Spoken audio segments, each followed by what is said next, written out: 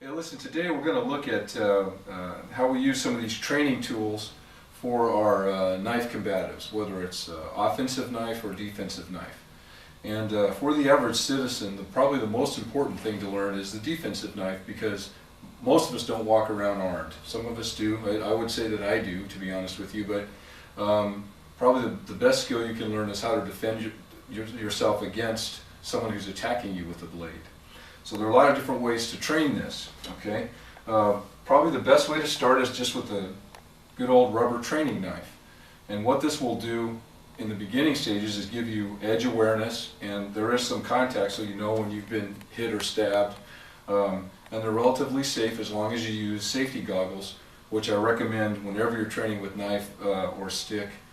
Protect those eyes, that's a big thing. But this is a very easy tool to use. Doesn't give you a lot of feedback though, so let's look into this marking blade here. And I don't know if you can see or not, but there's a nice felt edge here, and you use it's essentially lipstick to mark the edge. And now when we're training, if you make a mistake, it'll leave a nice mark and give you feedback, and you can go back and look later and say, wow, that would have been a lethal cut, and adjust your tactics that way. So you get a little bit of feedback from this, and so you might want to start at this level, and then you move to where you're using a marking blade. It's a very valuable tool. This is an exact replica of a Spyderco Endura. And the reason that, now if you carry a folding blade, some of the skills that you'll need to develop will be draw and index skills. So this is good because it's the same weight, same size and everything else, and the blade comes out and you're going to know if you can draw it and index it and make it live.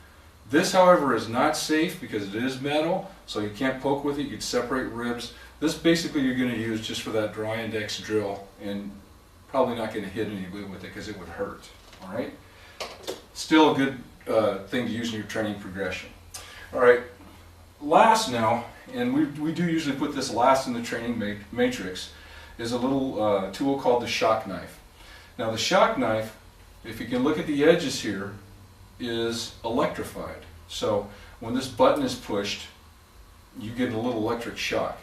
The reason that it's good is it makes a pain penalty for bad tactics. So if I'm reaching in and I get cut here, I'll feel it. There's also a little bit of a kind of an after burn to it too. So you know for sure if you did something wrong. Usually you're not going to start out with something like this because it's a little bit overwhelming. And later on we're actually going to do some model the shock knife and show you how it works. But a valuable tool, and again it gives you that pain penalty for bad tactics.